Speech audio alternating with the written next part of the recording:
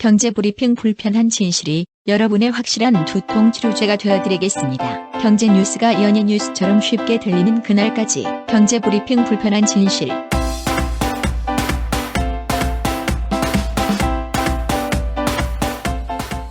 경제브리핑 불편한 진실 7월 19일 순서 시작하겠습니다. 혹시 공항놀이라고 들어보셨어요? 공항에서 노는 건가요? 맞아요. 진짜 이게 공항에서 노는 거더라고. 근데 공항에서 놀 게 있나요? 아무튼 지금부터 얘기 들어보면요. 진짜 깜짝 놀라실 거예요. 최근 젊은이들이 많이 쓰는 온라인 커뮤니티에 공항놀이라는 게 되게 유행한데요. 뭐라고 써져 있냐면요. 여행은 가고 싶은데 여행은 못 가고 공항놀이를 했다. 이런 얘기들이 줄이어 올라온다는 거예요. 비행기는 못 탔으나 공항에 있었다. 그거네요? 그렇죠. 그래서 공항놀이 하는 사람들은 진짜 여행 가방까지 챙겨서 들고 가서 거기서 여행 떠나는 사람들을 보면서 대리 만족을 느끼고 있다. 이런 슬픈 사연들이 있더라고요. 아니 그게 대리 만족이 돼요? 허탈할 것 같은데? 이 사람들은 그럴 수밖에 없는 거예요. 왜냐하면 취업 준비생들이 이런 공항놀이를 많이 한대요.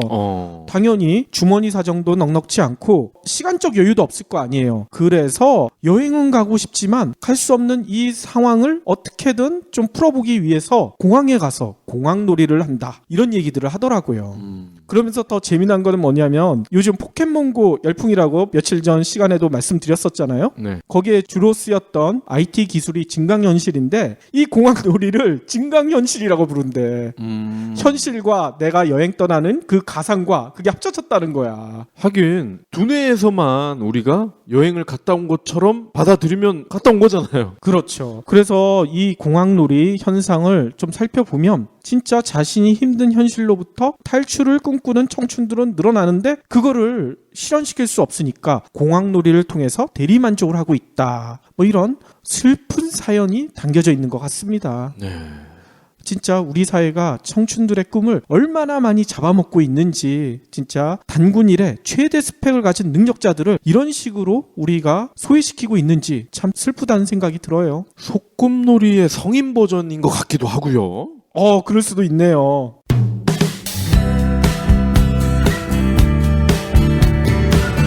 어젯밤 꿈에 공자님, 예수님, 부처님, 소크라테스가 동시에 나타나서 나를 롤모델로 삼아라 이렇게 말씀을 하시는 거야. 정말? 세계 4대 성인을 패키지로 만든 거네? 그럼 로또 사야지. 그래야 되겠지? 근데 어떤 분을 콕 집어서 나의 영웅으로 모셔야 될까 고민이 되긴 하더라고. 물론 네 분 모두 훌륭한 성인이시지. 그런데 예수나 소크라테스는 당시 적이 너무 많았다고 하더라고. 게다가 부처님은 왕자였잖아. 그런데 속세와 인연을 끊어버리셨지. 그러고 보니 공자님은 사형을 당하지도 않았고 현실에서 제자들과 같이 삶을 살으셨네. 이렇게 심오한 생각을 언제부터 했던 거지? 사실 알고 봤더니 공자님이 평생 구직 활동을 하셨더라고. 자신의 이야기를 들어줄 수 있는 왕을 찾아다니시면서 나를 써주세요 이러고 다니셨거든. 공자님이야말로 지금 현대인들이 가장 공감할 수 있는 분이 아닐까 이런 생각이 들더라고. 공자님도 윗사람을 모셔야 하는 스트레스, 취직을 해야 하는 스트레스를 겪었다는 거구나. 나랑 공자님도 결국 같은 인간이었구나. 사실 며칠 전부터 내가 논어에서 얻은 것 이런 책을 읽고 있거든. 이 책을 보니까 보통 사람 공자의 모습이 디테일하게 나와 있어. 직장인의 신금을 울리는 미생 버전의 논어라고 할까? 미생 버전의 논어라.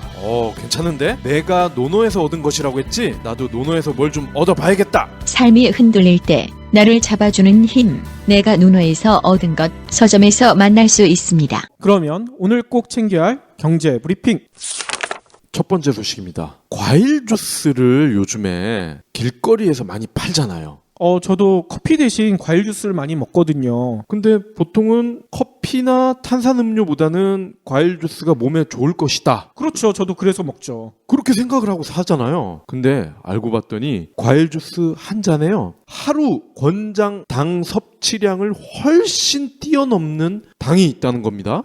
그래요? 그러면 건강에 나쁠 수도 있다는 얘기네요? 그렇습니다. 물론 과일 자체에도 당이 있긴 있습니다. 근데 아무리 그렇다고 해도 어떻게 하루 권장량을 뛰어넘는 양이 그 한 컵 안에 있을 수가 있을까? 뭔가 이상하지 않아요? 그러니까. 알고 봤더니 과일 주스를 만들 때요, 설탕, 그리고 심지어 일부 업체는요, MSG까지 집어넣는다는 거야. 아니, 과일 주스는 과일만 가는 게 아니었어요? 그렇습니다. 어쩐지 과일 주스를 먹었을 때 왠지 달달한 맛이 났던 게 이게 다 이유가 있었어. 아, 그렇군요. 지금 생각해 보면요, 오렌지나 파인애플을 갈았을 때 사실 우리가 집에서 갈아 먹으면 이게 달지가 않잖아. 그렇죠. 살짝 쓰죠. 근데 가게에서 사 먹으면 달아. 토마토 먹을 때도 예전에는 설탕을 뿌려서 먹었잖아요. 그렇죠. 그냥 먹으면 좀 심심해서. 그러니까요. 근데 우리가 토마토 주스 사 먹으면 진짜 설탕 뿌린 맛이 나. 그렇죠. 너무 달아. 그래서 이게 뭘 잘 갈았나 보다, 좋은 토마토를 썼나 보다 했는데,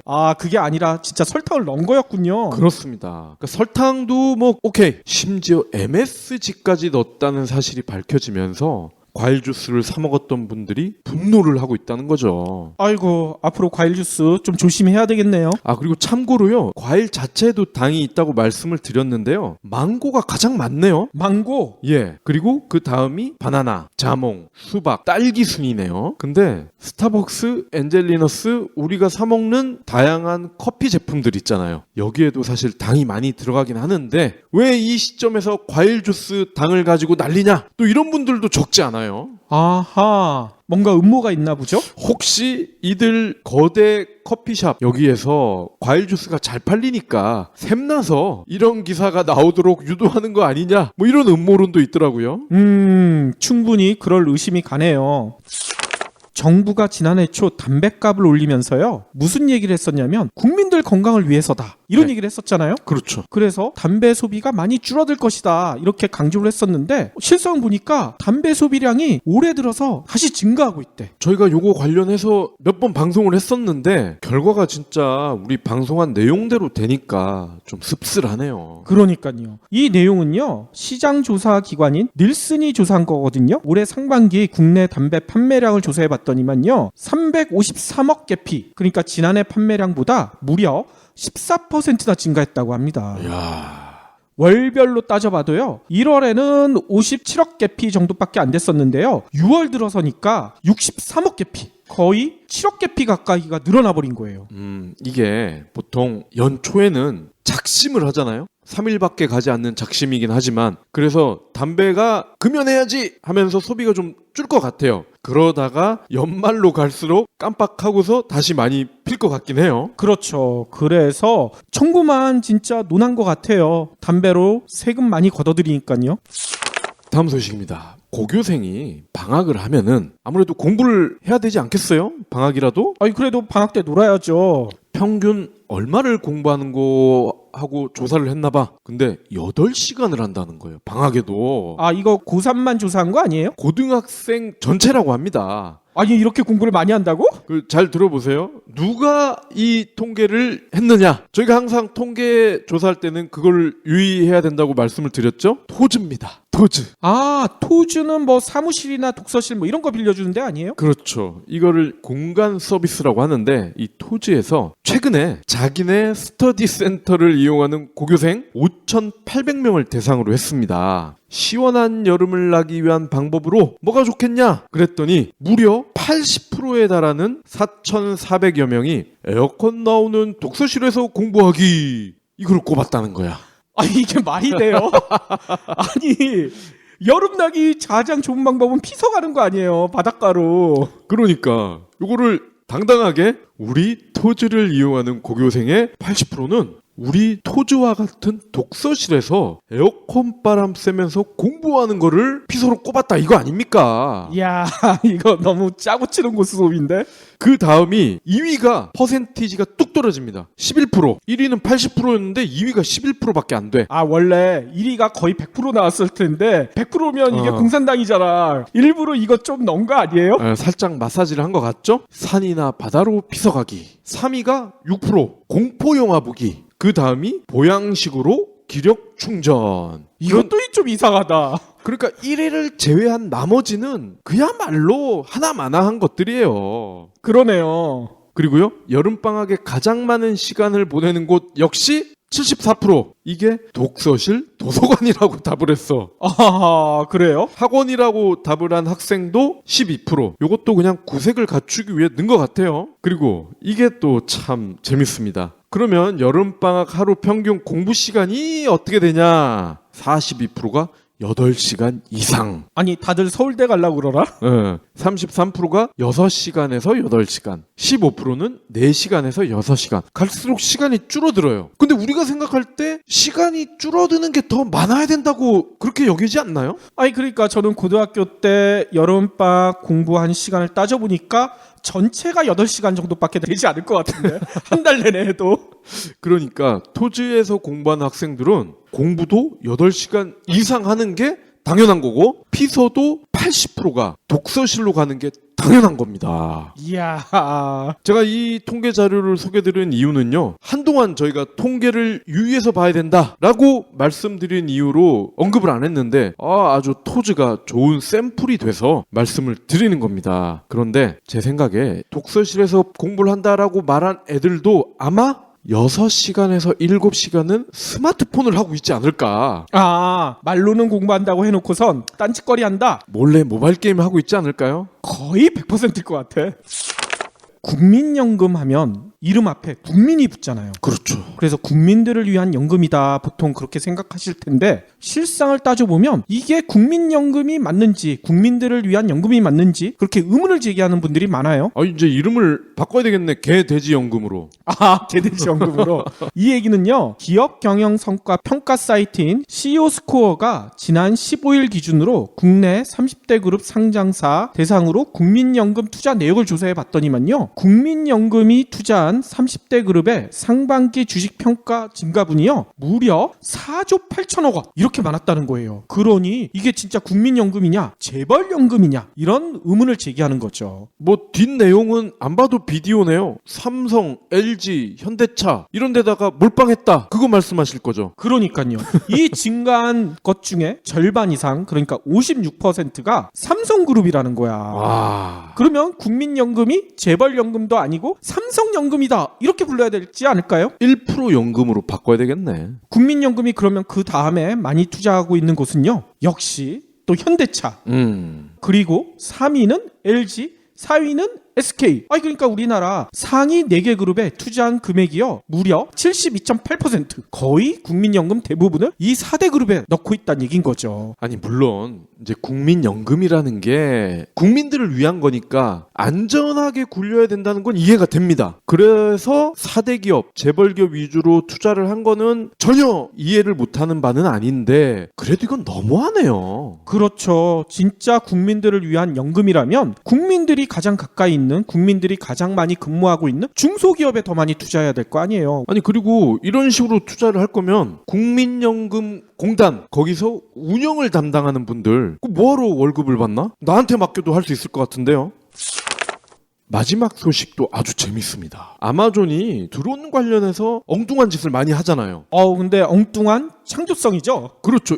근데 이 엉뚱하다는 게 굉장히 기발하고 창조적인 거잖아. 그러니까. 한술 더 떴네. 드론 전용 둥지를 만든다고 합니다. 아니 둥지는 이거 뭐 새둥지 이런 거예요? 그러니까요. 이 드론을 새처럼 생각을 해서 드론이 쉴 수 있는 집을 만들겠다는 거예요. 아하, 거기서 뭐 충전하고 뭐 이런다는 얘기군요. 맞습니다. 오늘 아마존이요. 가로등 그리고 교회 첨탑 높은 길이를 가진 그런 것들이잖아요. 여기에다가 둥지를 만들겠다고 이렇게 발표를 했어요. 오호, 이거 기발하네요. 그러면서요. 이 드론을 머물 수 있게 하는 그러니까 얘네들은 이거를 도킹 스테이션이라는 표현을 한다고 합니다. 특허까지 획득을 했대. 아하. 그럼 이 도킹 스테이션에서 뭘 하느냐? 충전을 일단 가장 먼저 해야 되겠죠? 드론에 충전을 하면 더 멀리 배송을 할 수 있고, 그죠? 그리고 비가 오게 되면 아무래도 드론에게 나쁜 영향을 주겠죠?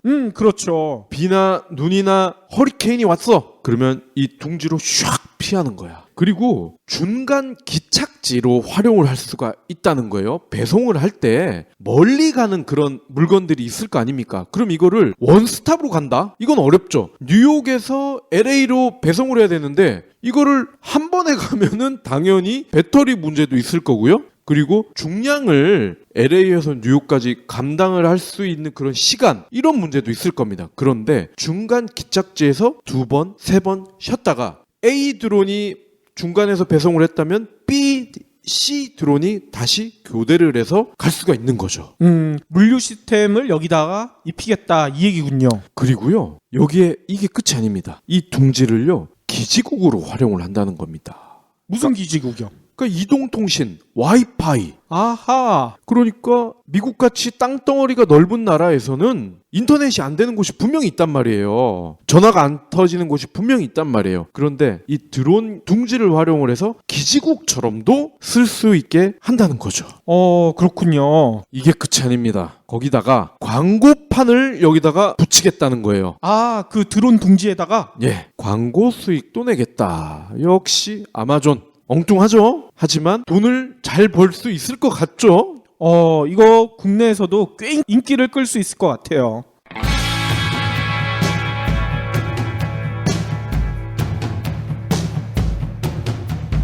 경제브리핑 청취자 여러분 안녕하세요. 요즘 비밀독서단이란 TV 프로그램에 단원으로 출연 중인 신기주입니다. 본업은 남성지 에스콰이어의 기자이고요. 동시에 한 아이의 아빠이기도 하죠. 정신없이 하루를 보내는 평범한 40대 중년입니다. 40%. 사물의 이치를 깨달아 세상 일에 흔들리지 않는 나이. 정말 그런가요? 저는 40대가 되니 더 흔들립니다. 더 세차게 흔들립니다. 20, 30대에 생각했던 이상이 현실에서 많이 뒤집힙니다. 소위 말하는 40알이 중이죠. 선배로서, 어른으로서, 기자로서 그런 고민, 그런 아쉬움이 있을 때마다 글을 썼습니다. 그 글을 묶어 남자는 무엇으로 싸우는가 라는 제목의 책을 냈습니다. 아빠와 남자 사이에서, 본능과 제도 사이에서, 희망과 절망 사이에서 40대 남자들이 흔히 겪는 삶의 주제, 남자의 본능과 속성들, 40대가 되니 비로소 깨닫게 되는 것들에 대한 이야기입니다. 저는 그저 그런 중년 아재로 남지 않기로 했습니다. 아재로 남기 싫은 40대 이야기 남자는 무엇으로 싸우는가. 도서출판 한빛비즈. 오늘 섹션 시작할 텐데요. 오늘은 취업 일자리 얘기를 드릴 겁니다. 근데 요즘 취업 일자리의 가장 큰 한 이슈가 최저임금이잖아요. 그렇죠. 근데 최저임금이 결정되긴 했지만 후폭풍이 진짜 만만치 않게 불고 있어요. 일단 2017년, 그러니까 내년이죠. 시간당 최저임금이 올해보다 7.3%, 액수로는 겨우 440원. 그래서 6,470원으로 간신히 결정됐거든요. 근데 문제는 노동계가 투표에 불참해버렸어. 그리고 최종안을 제시했던 경영계도 이건 말이 안 돼! 반발하고 나서고 있다고 합니다. 양쪽 다 만족을 못한다. 그거군요. 그렇죠. 그래서 최저임금위원회 노동자위원 9명은요. 19일, 그러니까 어제죠. 이번 결정에 항의하며 이제 못해먹겠어. 전원 사퇴 의사를 밝혔다고 해요. 이에 대해 경영계는요. 성명까지 냈어. 이 노동자위원들 그렇게 비겁하게 사퇴야! 이러고 있다고 합니다. 아니, 제가 고용을 안 해봐서 모르겠지만 440원이면은 경영자 입장에서는 만족할 만한 수치 아니에요? 그러니까 말이에요. 아무튼 요번 최저임금 결정은요. 역대 최장인 무려 108일 동안 또 회의도 14차례나 거쳤대요. 전원회의만. 그런데도 결과는 진짜 실망 그 자체예요. 특히나 박근혜 정부가 강조하고 있는 협치. 이걸 눈을 씻고 찾아봐도 보이지가 않아. 국민들은 그래서요. 그럴 줄 나 알았어. 최저임금 결정 방식 이거 다 바꿔버려야 돼. 이런 비난을 쏟아내고 있다고 합니다. 그런데 문제가 하나 있어요. 제가 아는 전문가가 이 지적을 하더라고요. 국민들이 최저임금 액수에만 관심을 쏟는 사이에 더 중요한 결정이 내려졌대. 뭐요? 그게 뭘까요? 자칫 이 결정 때문에 최저임금제 자체가 무너질 수도 있다. 이런 경고까지 하셨어요. 멋이 중한디? 그래서 그 얘기를 지금부터 드릴 텐데 요 얘기는 좀 마지막에 드릴 거고요. 일단 최저임금에 대해서 좀 자세히 살펴보는 게 좋을 것 같아요. 일단 내년도 최저임금 아까 초반에 말씀드렸듯이 시간당 6,470원이잖아요. 그러면 하루 8시간을 일하게 되고 주 40시간을 일하게 된다고 생각할 경우 월급은 135만 2,230원. 우리가 받고 있는 월급이랑 비슷한데? 지난해 인상률 8.1%에 비해서는 많이 낮아진 수치예요. 근데 진짜 이걸로 한 달 살 수가 있을까요? 못 살 것 같은데요. 그러니까 진짜 빠듯하잖아요. 우리도 빠듯하게 살고 있잖아 지금. 그나마 우리는 그동안에 이제 퇴직금 가지고 지금 살고 있죠. 아무튼 다시 본론으로 들어와서 특히 저희가 예전 방송에서도 몇 번 얘기했지만 노동계에서 요구했던 최저임금 1만 원 그리고 총선을 앞두고 야당은 물론 여당까지 공약한 두 자릿수 인상률에는 크게 못 미치는 수치잖아요. 이 때문에 노동계는 너무 실망스럽다 불만을 드러내고 있고, 또 해마다 동결을 주장해온 사측도 요번에 너무 많이 올려준 거야 뭐 이런 볼멘 소리를 하고 있다고 합니다. 뭘 많이 올려 400원인데. 그래도 경영계층에선 이것도 많다는 거예요. 동결해야 되는데 경제가 이렇게 어려운데 뭐 400원이나 올려주느냐 뭐 이러고 있다는 거죠. 그런데 문제는 왜 이렇게 최저임금 합의가 이루어지지 않는 걸까요? 일단 최저임금이 어떻게 결정되는지 이것도 좀 살펴봐야 될 것 같아요. 최저임금위원회는요, 노동계 9명, 경영계 9명, 공익위원 9명, 그러니까 27명이죠. 전체 27명으로 구성돼 있대요. 근데 공익위원들은 맨 처음에 합의할 때는 빠져 있대.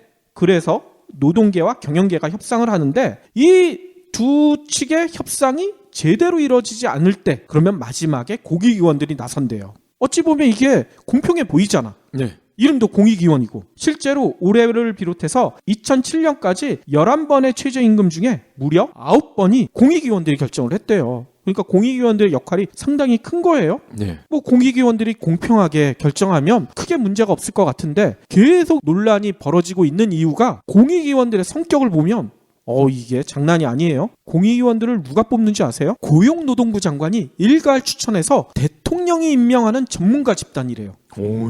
여기서 성격이 드러나 버리지 않으세요? 공익위원들은 정부의 입김에서 벗어날 수가 없는 구조인 거야. 대통령이 임명을 한다고요? 그렇죠. 그래서 우리 현재 박근혜 정부도 비즈니스 플랜들이라고 외치고 있잖아요. 네. 그러면 공익위원들이 자연스럽게 어느 쪽 손을 들어줄까요? 경영계 쪽에 기울게 마련이지 않겠어요? 그렇겠네요. 이런 일들이 자꾸 반복되자 선진국 사례를 참조해서 최저임금 결정 방식을 바꾸자, 이런 주장들이 여러 군데서 터져나오고 있어요. 그러면 선진국들은 어떻게 최저임금을 결정하지? 자료를 찾아봤더니만요, OECD 가입국 중에 최저임금을 운영하는 나라가요 총 26개국이래요. OECD 가입국이 현재 34개국이잖아요. 네. 그러면 8개 나라가 최저임금이 없어. 이게 어떻게 된 일일까? 거기는 최저임금이 없어도 잘 살 수 있으니까 그렇겠죠. 맞아요. 박 PD 말대로요, 이들 국가의 노동자들은 우리나라보다 훨씬 더 많은 대접을 받고 있다는 거죠. 일단 최저임금제를 운영하지 않는 나라 중에 대표적인 나라가 스칸디나비아 국가들, 덴마크, 핀란드, 스웨덴, 노르웨이, 아이슬란드. 근데 이들 국가들은요, 노동조합이 실업보험을 관리 운영하는 겐트 시스템이 아주 굳건하대요. 예. 그래서 이 때문에 노조 조직률과 단체 협약 적용률이 엄청 높아. 이 얘기가 뭐냐면 굳이 법정 최저임금제를 도입할 이유가 없는 거예요. 어차피 노조들이 거의 90% 이상 노조 조직률이 있고, 그 다음에 단체 협약도 잘 이루어지니 최저임금 만들 필요가 없는 거죠. 그렇죠. 또 오스트리아와 스위스도 최저임금제가 없는데 여기도 단체 협약 적용률이 엄청 높대요. 여기도 당연히 필요가 없는 거고. 이탈리아는 어떨까요? 이탈리아는 헌법에 이런 내용이 있대요. 모든 노동자는 관련 부분 단체 협약 중 가장 낮은 임금을 적용받을 권리가 있다. 이게 뭐냐면 최저임금 조란 얘기죠. 협약 중에 가장 낮은 임금을 무조건 그만큼은 줘야 된다. 굳이 법정 최저임금제를 도입할 필요성을 이탈리아에서도 느끼지 못한다는 얘기인 거예요. 그렇네요. 그러니까 다시 살펴보면 8개국은 최저임금이라는 명문화된 제도는 없지만 사실상 최저임금을 보장해주고 있는 셈이거든요. 그러면 다른 나라, 시행하고 있는 나라, 그런 나라들은 어떨까? 최저임금을 전 세계에서 가장 먼저 도입한 나라가 어딘 줄 아세요? 독일?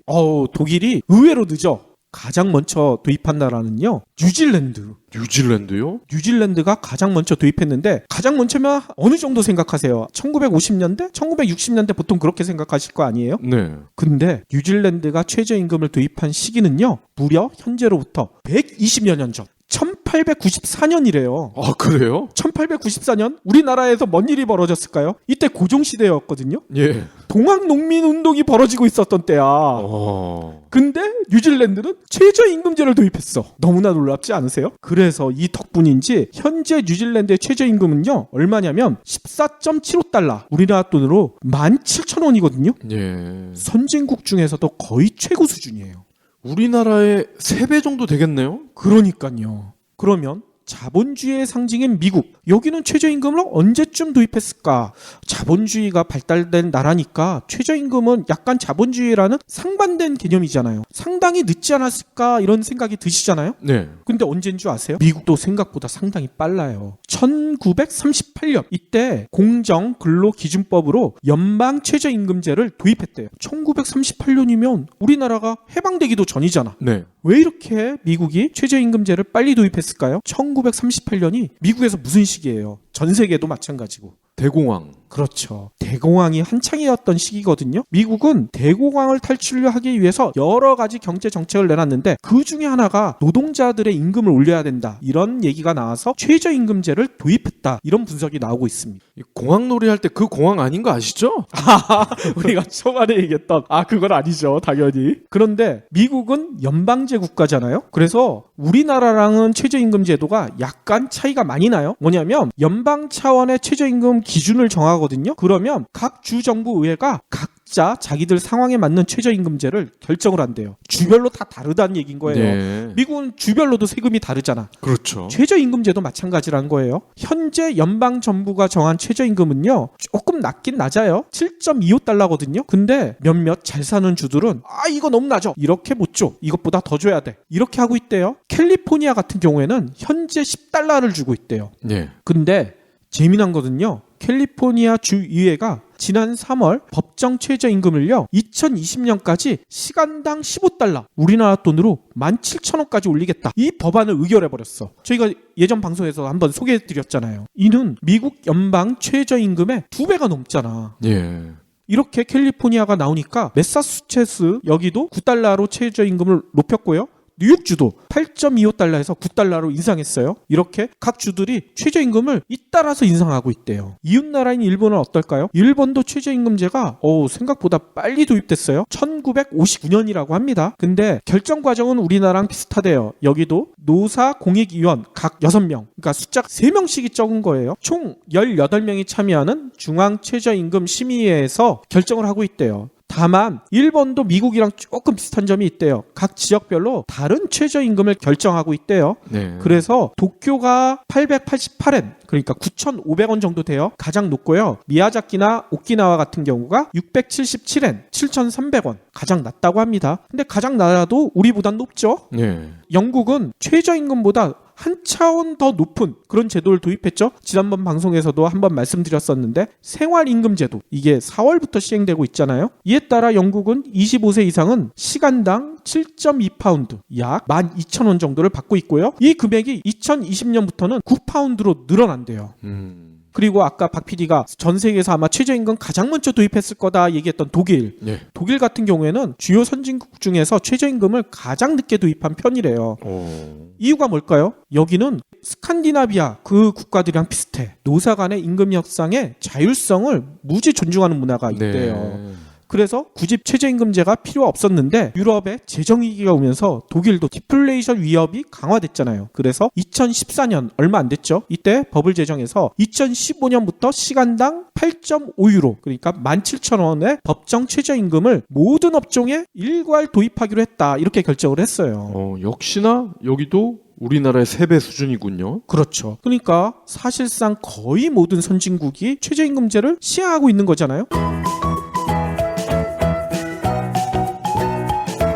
아니 근데 최저임금제 얘기하면 경영계에서 맨날 이 얘기하잖아. 최저임금 도입하면 인건비 부담 높아지고 그러면 기업들이 고용 줄일 텐데 경제 악화시키는 거 아니냐 뭐 이렇게 얘기하는데 왜 선진국들이 다 이렇게 최저임금을 도입하고 있을까요? 많은 연구 결과가 이 같은 경영계의 지적이 틀렸다는 것을 증명하고 있기 때문이 아닌가 이런 생각이 들더라고요. 아니 이거는 농사와 비슷한 거 아닌가요? 벼를 키우거나 사과나무를 심을 때도 씨를 잘 충분히 뿌려줘야 될 거 아니에요. 그래야 이게 뭔가가 열릴 거 아닙니까? 최저임금도 저는 그렇게 생각이 되는데요. 그렇죠. 근데 경영계에서는 그렇게 생각을 안 하잖아. 그래서 각종 연구에서 그런 경영계의 지적이 틀렸다는 것을 증명하고 있거든요. 제가 찾아본 거에 따르면요. 앨런 매닝 영국 런던 정경대 경제학 교수가 2015년에 발표한 법정 최저임금의 이론과 노동시장에 미치는 영향 뭐 이런 보고서가 있거든요. 여기에 따르면 노동시장이 완전 경쟁이라면 경영계의 주장처럼 최저임금으로 고용이 줄어들 수 있다. 이렇게 지적을 해요. 그럼 경영계 주장이 맞냐? 근데 그게 아니라는 거예요. 이 전제 조건이 있었잖아. 노동시장이 완전 경쟁이다. 현실은 그렇지가 않잖아. 그렇죠. 완전 경쟁이 될 수가 없잖아. 따라서 이 매닝 교수는요. 최저임금과 고용의 상관관계는 부족하다. 이렇게 강조하고 있어요. 또 독일이 가장 늦게 최저임금을 도입했다고 했는데 독일의 사례를 살펴봐도 되게 재밌더라고요. 독일이 최저임금을 도입할 때 경영계나 이런 데에서는 이런 얘기했죠. 아까 얘기처럼 실업자가 급증할 것이다. 게다가 독일이 최근 난민 문제 때문에 되게 심각하잖아요. 네. 지난 한 해 동안 독일에 들어온 난민이요. 무려 100만 명에 달한대. 오. 이 상태에서 최저임금까지 도입하면 경제가 파탄할 것이다. 이런 경고를 막 쏟아냈거든요. 독일 경제 무너진다는 얘기인 거죠. 그런데 결과가 어땠을까요? 별일 없었던 것 같은데요? 별일 없었던 게 아니라 정반대로 돼버렸어. 경제가 더 좋아졌다는 얘기인 거예요. 그래요? 뭐냐면요. 독일이 지난 5월에 계절조정 실업률이라고 있잖아요. 계절적 요인을 제거하고 순수 경기적 요인만으로 작성된 실업률. 독일이나 우리나라 마찬가지로 노동 수요가 많은 계절이 있고 적은 계절이 있잖아. 그런 것들을 계절적 요인을 제거하고 이렇게 발표한 실업률을 봤더니만 6.1%. 1990년 독일 통일 이후 최저치를 기록했어. 경영계 주장에 따르면 실업률이 높아져야 되는데 최저치라는 거예요. 최저임금이 시행되면서, 즉 좋은 씨앗이 들어오면서 농사가 잘 된 거 아니에요? 그렇죠. 박 PD의 얘기처럼 최저임금이 시행되면 임금이 오르잖아요? 그러면 어떻게 될까요? 소비가 증대됐대요. 소비가 증대되면 기업들은 장사를 더 해야 될 거 아니야. 그렇죠. 고용을 증가시켰다는 거죠. 근데 이게 끝이 아니더라고. 고용이 늘게 되면 어떻게 되는 줄 아세요? 정부의 세수가 늘어나. 그러면 정부가 그 돈 쌓아놓을까요? 아니란 거예요. 독일 정부에서 지출을 해. 복지나 산업개발 이런 걸 한다고요. 그러면 어떻게 됐을까요? 경제 성장률이 4년 만에 가장 높은 1.7%를 기록했대. 독일 같은 큰 경제가 1.7%나 성장한다는 거 진짜 놀라운 성과거든요. 한마디로 경제의 선순환이 이루어지고 있다. 이런 분석들이 나오고 있어요. 그러니까 노동자에게 월급을 더 준다고 해서 회사가 망하는 게 아니다. 그거군요. 그렇죠. 최저임금으로 고용이 줄여 경제를 파탄할 수 있다. 이 경영계의 주장이 한마디로 거짓말이다라는 게 이게 증명이 돼버린 거야. 독일의 사례 하나 가지고. 이처럼 최저임금은요, 단순히 노동자들만의 아니면 중소상인들만의 문제가 아니라 경제 전반에 영향을 크게 줄 수 있는 이런 이슈거든요. 네. 그런데 앞서 제가 얘기 드렸었잖아요. 국민들이 최저임금 액수에 관심을 쏟는 사이에 더 중요한 결정이 내려졌다. 이런 지적이 있다. 지금부터 어떤 결정이었는지 얘기를 드릴까 합니다. 2017년 최저임금 적용 대상이요. 전체 근로자 중 몇 %나 되는 줄 아세요? 대략 10에서 20%? 비슷하게 맞췄어요. 근데 이 숫자 상당히 많잖아요. 최저임금밖에 못 받는 사람이 이렇게 많나? 저는 이 숫자를 보고 놀랐는데 전체 근로자의 6명 중 1명 꼴인 17.4%. 인원으로 보니까요. 336만 명에 달한대. 예. 최저임금밖에 못 받는 사람이. 이 중에 우리도 있는 거야. 아니, 이 5천만 인구 중에 아기나 노인분들 빼면은 거의 10분의 1 정도 되는 거 아니에요? 그럴 수도 있을 것 같아요. 근데 문제는 이들이 모두 최저임금을 받을 수 있을까요? 아니, 최저임금법이 있는데 뭔 말이냐. 이런 얘기를 하시는 분들도 계실 텐데 실상을 살펴보면요. 진짜 기가 막힐 정도예요. 한국노동사회연구원 김유선 선임연구원이 최근 발표한 비정규직 규모와 실태 이 보고서를 보면요. 올해 3월 기준 시간당 최저임금, 그러니까 올해 최저임금이죠. 6,030원보다 못 받는 근로자가 무려 263만 7천 명에 달한대. 대부분 아니에요, 그러면? 그러니까 전체 근로자로 따지면 13.7%고요. 최저임금 대상 아까 336만 명이라고 그랬잖아요. 네. 이것과 따지면 무려 78%. 그러니까 사실상 최저임금조차 못 받는 사람들이 대부분이라는 거잖아요. 그렇죠. 최저임금 그 선상에 놓인 사람들 중에 거의 80%가 최저임금을 못 받고 있다는 얘기인 거예요. 그 이하를 받고 있다는 거죠. 사실상 최저임금법이 유명무실한 셈이야. 없는 이만 못하네. 그러니까 그래도 없는 이 없으면 안 되죠. 있어야 되는데 이게 있어도 지켜지지가 않는다는 얘기인 거죠. 아니 도대체 왜 이럴까요? 아니 엄연히 법인데 그러면은 이 고용주들은 법을 어긴 거잖아요. 그렇죠. 그럼 페널티를 받아야 되는데 페널티를 받으면서도 법을 어기는 이유가 있을 것 같은데요? 맞습니다. 그 이유를 살펴봤더니 이렇게 돼 있더라고요. 지난해 고용노동부가 직접 최저임금을 제대로 주지 않는 기업 이런 것들 적발한 건수를 살펴봤더니만 919건밖에 안 된대요. 아까 263만 명이 못 받고 있는데 네. 적발한 건수는 919건이야. 특히 이 건수가요. 2011년에는 2077건, 2013년에는 1044건이었는데 계속 감소하고 있는 거예요. 반면에 근로자들이 나 최저임금 못 받고 있어요 이렇게 신고하는 건수도 있잖아요. 이걸 봤더니만 2011년에는 800건이었는데 지난해에는 2010건. 신고도 많이 안 하긴 하지만 증가를 하고 있잖아요. 한마디로 감독기관에서 적발하는 건수는 해마다 줄고 있고 근로자들의 신고 건수는 해마다 늘고 있고 뭔가 이상하지 않으세요? 그러네요. 노동부에서 감독을 해야 할 분들이 놀고 있는 건가요? 그렇죠. 그런 의심이 충분히 가죠. 이뿐만이 아니라요. 2011년부터 2015년 사이에 고용부가 적발한 총 32,997건의 최저임금 위반 사항 중에서요. 사법 처리까지 이어진 건수가 몇 건이냐 봤더니만 겨우 64건. 과태료를 부과한 건수도 17건. 그러니까 전체 위반 건수의 0.2%밖에 처벌을 하지 않았어. 이것도 훈방 조치 이런 게 있는 거예요? 거의 그렇다는 거죠. 아니 그러니까 위반해도 걸리지도 않고 걸려도 처벌받지 않는데 이거 누가 지키겠어요. 그런데 여기까지도 너무 황당하잖아요. 황당함이 이게 끝이 아니에요. 아까 제가 말씀드렸던 그 문제의 답이 여기 있습니다. 뭐냐면요. 정부가 내년도 최저임금이 결정되기 전인 지난달 말요. 재미난 법을 통과시켰어요. 최저임금을 주지 않는 사업주에게 형사처벌 대신 과태료를 부과하는 방향으로 처벌을 완화하는 법 개정을 추진한 게 이게 뒤늦게 알려져 버렸어. 최저임금 협상하고 있는데 이 법을 통과시켜버린 거야. 국무회의를 통해서 고용노동부가 제출한 최저임금법 일부 개정안을 심의해서 의결해버렸다는 얘기인 거예요. 이 법안이 정확히 뭐냐면요. 최저임금액보다 적은 금액을 노동자에게 지급한 업체의 대표에게 기존에는 3년 이하의 징역, 2천만 원 이하의 벌금 이렇게 내리도록 돼 있었거든요. 근데 여기서 3년 이하의 징역, 이 형사처벌 조항을 삭제해버리고요. 2천만 원 이하의 과태료 부과 이렇게 변경한다고 합니다. 이러면은 최저임금을 지킬 이유가 더더욱 없어지겠는데? 그렇죠. 이에 대해 정부는 뭐라고 설명하는 줄 아세요? 근로기준법상 형사처벌 조항이 있기 때문에 최저임금법상 형사처벌 조항을 없애도 임금을 제대로 주지 않는 업주를 처벌할 수 있다. 최저임금 미준수 사업주를 실효적으로 막기 위해서는 시일도 오래 걸리고 기소율도 낮은 형사처벌보다 과태료 부과 방식으로 제지하는 게 훨씬 낫다. 이게 말이야. 뭐야? 이게 설명이 이해가 가세요? 이해가 안 되는데요. 형사처벌보다 과태료 부과 방식의 제재가 낫다. 그러면서 근로기준법상 형사처벌 조항이 있다. 이런 얘기는 왜 그러면? 그러니까 말이에요. 한마디로 최저임금법 자체가 유명무실한데 그 유명한 무실한 법 자체도 아예 쓰레기통으로 버려버리겠다는 얘기인 거죠. 그러면 이게 뭔가요? 국민들이 최저임금 인상폭 올해 얼마 올라가나 요거에 눈을 돌리고 있는 사이에 그냥 뒤통수를 쳐버린 거야.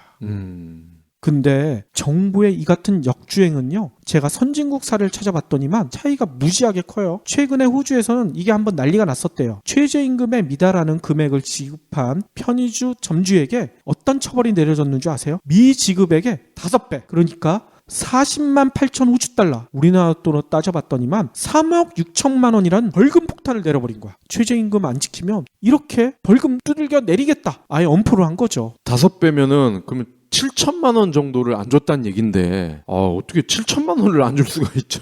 이게 워킹 홀리데이 그렇게 온 외국인들 대상으로 이렇게 최저임금 안 주고 이렇게 등쳐먹었다는 거예요. 이 편의점 점주가. 그러니까 이거에 철퇴를 내려버린 거죠. 호주에도 이렇게 호구 잡는 사람이 있군요. 그렇죠. 또 독일이 최근에 최저임금제 도입했다고 했는데 명문화를 시켜놓은 조항 중에 이게 있어요. 최저임금을 위반할 경우 최고 6억 6,700만 원의 벌금을 물리겠다. 이런 강력한 처벌 기준이 있대요. 아니 그러면 우리나라도 과태료 할 거면 2천만 원 이하가 아니라 최소한 6억 정도는 해야 되는 거 아니에요? 그렇죠. 누구 입에 갖다 붙이라고 2천만 원이야. 2천억은 돼야지. 상반기 최고 유행어가 영화 곡성의 멋이 중한디 뭐 이런 거라고 하더라고요. 실은 저는 곡성 무서워서 못 봤거든요. 박PD님 보셨을 거 아니에요. 곡성 보세요. 이게 하나도 안 무서워. 웃겨. 아니 근데 다들 무섭다고 하던데. 저는 이 영화를 보면서 어찌나 웃었던지.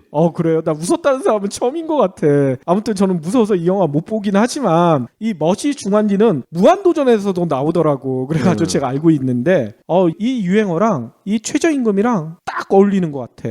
최저임금도 인상 액수에만 매달리다 보니까 자칫 중요한 것을 우리가 놓치고 있는 게 아닌가 이런 반성을 하게 되거든요. 황제 노역 뭐 이런 얘기 있잖아요. 뭐 재벌이나 재벌 근처까지 좀 못 가는 그런 졸부들이 감옥에 갔을 때 돈이 없다 나는 벌금 못 낸다 이러면서 배째 그러면서 노역을 하는 걸로 이거를 이제 충당을 한다는 건데 보통 하루 일당을 계산을 해보면 400에서 500만 원이래요. 그러니까요. 그러면은 방법이 있어.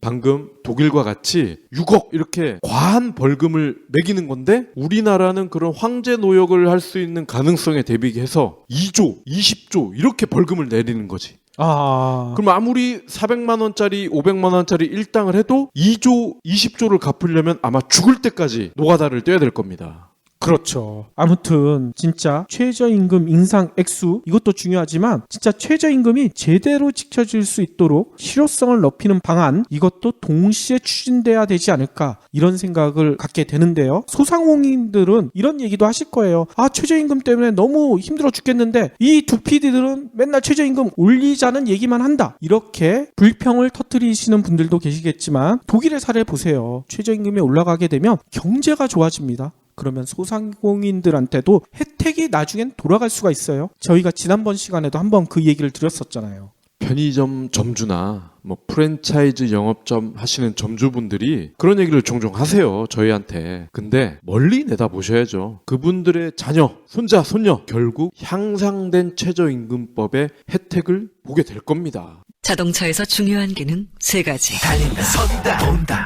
달린다 선다 온다 레이너 그래서 썬팅은 중요하다 썬팅은 레이너 썬팅 썬팅은 레이너 레이싱카에 장착되는 프로페셔널들의 썬팅. 썬팅은 레이너 썬팅.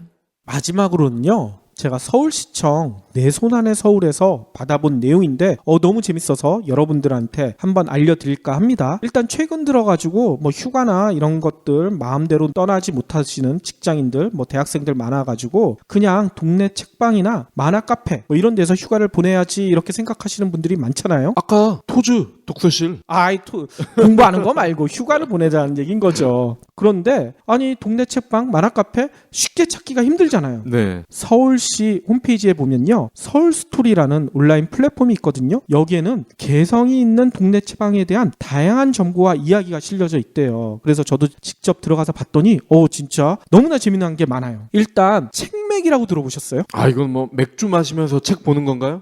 맞아요. 책맥이란 신조가 있더라고요. 실제로 진짜 맥주 마시면서 책 보는 곳인데요. 이 책맥을 할 수 있는 곳은 북바이북이라는 그런 책방이에요. 네. 북바이북은요 마포구 상암동에 위치하고 있다고 합니다. 네. 그 홈페이지에서 찾아보시면 위치나 이런 게 정확하게 나와 있어요. 여기에서는 진짜 직장인들이 퇴근 후에 맥주 한잔 하면서 책도 읽고 또 책방 주인과 수다도 떨 수가 있대요. 거기다가 이 서점을 다녀간 사람들이 책꼬리라는 걸 남겨놓는데요. 여기다가 뭐 책 잘 읽었습니다. 뭐 무슨 책 재밌어요. 뭐 이런 걸 남겨놓는다고 하는데 또 유명한 분들의 책꼬리도 살펴볼 수가 있대요. 예를 들어 웹툰 작가인 강풀 씨가 쓴 책꼬리도 있다고 합니다. 맥주를 마시면서 서점 주인과 이야기도 할 수 있다고 했잖아요. 이야기만 하다 나오는 거 아니에요? 책은 못 보고?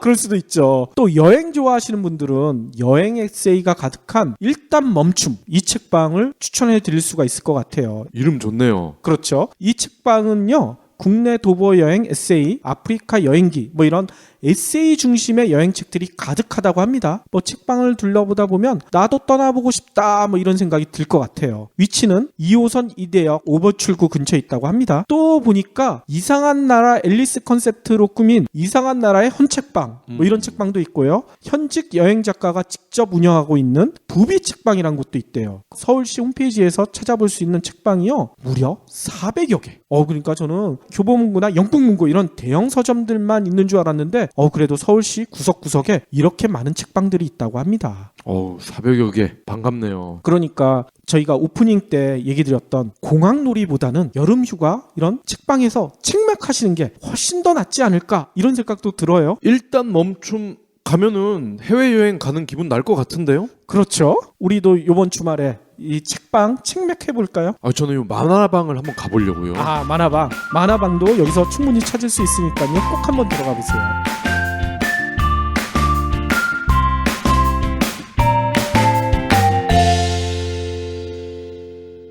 경제브리핑 불편한 진실 완주해주셔서 감사합니다. 하트 투척, 댓글 남기기, 계좌 후원 등 다양한 방법으로 힘을 보태주세요. 계좌 정보는 경제브리핑 팟빵 공지 코너에 있습니다.